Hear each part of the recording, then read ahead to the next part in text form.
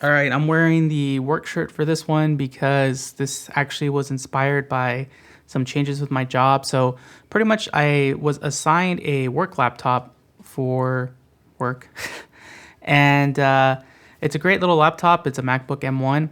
Now, the thing is that I already have like this crazy work from home setup that I've been working on over the past couple years, and I really enjoy like using the monitor and the mouse and the keyboard and having my audio system. So what I wanted to do was to find a way to have as many of the devices that are connected to my personal PC also work on my MacBook PC. And after doing some research, it seems like KVM switches or USB switches are the way to go with this. So I actually found one that was USB-C based because, of course, the MacBooks only have USB-C ports. So today we're going to cover that. We're going to see what my goals were and what we're trying to do and see if we are able to accomplish it with that switch. So let's get into it. So as I mentioned before, the laptop that I'm using is a MacBook M1. So my work, which is XSplit, which make sure to check out the XSplit channel. If you check out those videos, it helps me do these videos. But we were able to pick whatever laptop we wanted. And I actually picked the M1 MacBook, one, because I was kind of curious of the performance, but two and three, which is the battery life and the portability. Like I don't have a lot of space, so I didn't want something big and heavy. And I wanted something with good battery life because, let's be honest, at some point in time, we're all going to be traveling again. And I've used Windows laptops for a long time, and they're just terrible with battery. They die really fast, especially if you're doing anything demanding. So the laptop's been great with battery, and in terms of productivity, it's awesome. Like I don't really use it for video editing because it's just the base model. It's really just to get scripts and documents done and, manage the YouTube channel and work updates and whatnot. So it's good with that. It doesn't have as many ports as I would like, and it's a bit wonky with external devices, but we'll talk more about that in a bit. Anyway, like I said, I wanted to use as many devices that I use on my personal PC with the MacBook. So the first device is the monitor. I have a 4K Asus monitor. I really like this monitor because it gives me the screen real estate I need. Also, it's color calibrated, color accurate. So when I'm, working on videos and stuff like that, and it's a nice 4K monitor. So, when I'm researching on YouTube from time to time, it's nice to watch things in as high quality as possible. So the next thing is the mouse and keyboard. I hate having like 3 or 4 different mouse and keyboards to use. Like in fact, with my streaming setup, I set it up so that I could just toggle between the two PCs using mouse without borders, which was really handy. So I really wanted to use the same mouse and keyboard because I did have a portable mouse that I could use with my old MacBook, but I think I left it in the bag too long. It got really grimy and it's not that fun to use.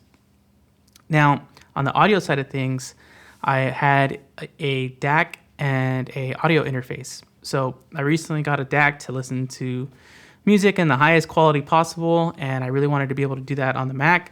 And the audio interface used to be the old DAC, but basically I need that to use my microphone because I have a dynamic microphone that was originally meant for streaming, but it's also just really good at doing calls at home because you don't hear so much of the sound from the room and like the AC and stuff.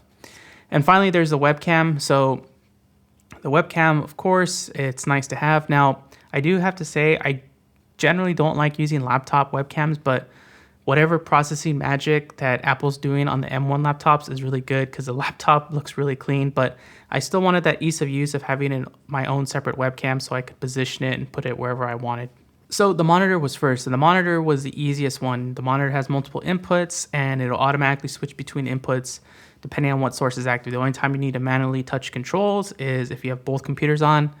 It's simple, it's easy. So my computer is from the display port, and my MacBook is going from USB-C to HDMI.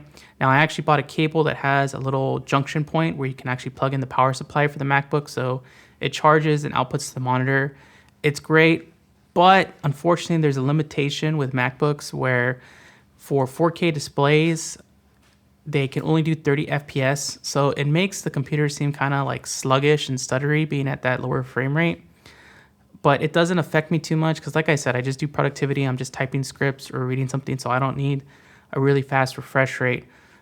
But, it is a bit of a compromise. Also, MacBooks can be a bit wonky with, detecting displays. And also there's these weird things where, sometimes my scaling doesn't keep hold. Like I got to go back to the scaling menu and do it. And, the letters get really small. So It's a bit funky, but I think it's pretty well documented that M1 MacBooks aren't so great with external displays. So like I said, I did some research and I found out that I needed a USB switch to make these devices swap between each other. And I needed something that worked with USB-C because I didn't want to use dongles on the MacBook because it's been kind of wonky with using dongles on it. So I found a device. It's the Aten3342. I believe that's the correct model number. But pretty much it's a 4-port switch. So that means that you can connect 2 computers to it and you can connect 4 devices in the front. Now you could actually daisy chain this, but I'll tell you why I didn't do this quite yet. But it has 3 USB-A type ports on the front and then 1 USB-C type port and 2 USB-C on the back, of course. And thankfully it comes with 2 pretty long cables, so you connect it to both PCs, pretty straightforward. And it actually takes in a power supply, so you can plug in a power supply to it, which was something that I was really grateful for because some of my devices need a bit of a power draw. But it actually can pass through power. So if you plug in a device into port 1, and let's say it's a laptop, and you plug in a power supply, it'll pass through that power to the laptop. Now, originally I wanted to configure it this way, but for some reason, the devices just weren't swapping correctly, so I had to put the MacBook on port 2, which is fine because I have the HDMI cable, which I could charge it with. So I am not limited with just the 2 ports on the MacBook. Connecting to the PC was a breeze.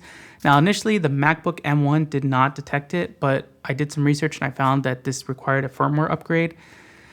So unfortunately, A10's website's a little bit jank and the instructions for the firmware upgrade aren't the greatest. So I did the upgrade and I had different warning labels and I had to unplug different stuff. But basically, after a very stressful, did I just break the new device I found process of doing the firmware upgrades, I got it to go through and the device has been working perfectly. Now, a cool thing is that it comes with a little button that you can actually connect. So I think for most people, they would hide this device under their desk and then put the button on their desk so they can just switch quickly. And that way they can do a lot better wire management. Now, I thought about doing this, but I also remembered that a lot of times I need to plug external drives into my MacBook.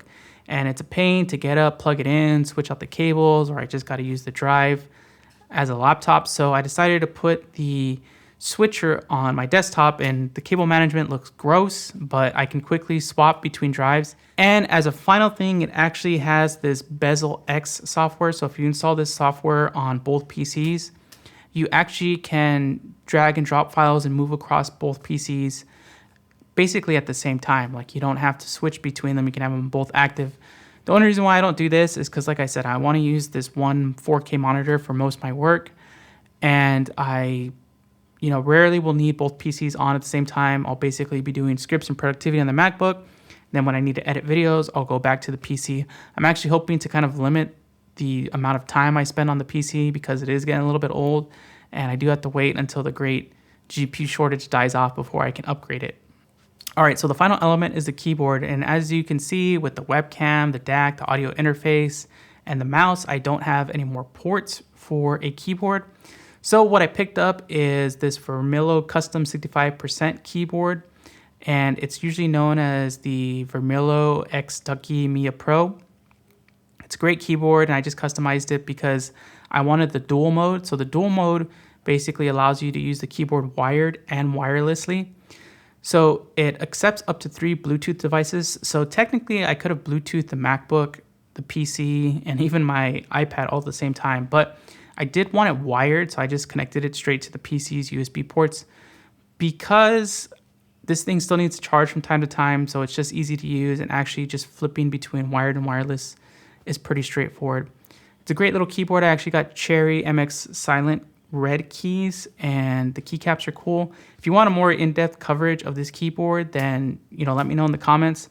I will say that it actually has a lot of features that are buried in a manual that is not so easy to access at first. But yeah, again, let me know if you want me to cover it. So overall, I'm really happy with the outcome of this setup. I pretty much just switch between PCs with the click of a couple buttons. Just switch the keyboard and then switch the switcher button for the switcher. Wow, it's a lot of switches. And it's very straightforward, easy to use. I haven't had any problems so far, or things where I need to reconfigure or replug in things. And I really like being able to switch my DAC between different devices and sources. And yeah, it's been really great. I don't think I'll install the Bezel X software because, again, I don't feel like I need that functionality. But, let me know in the comments, like, what's your work from home setup? Like, have you had to switch between work PCs and home PCs, or do you just use the home PC? Let me know in the comments. Thanks again for watching, and hope you're all having a good one.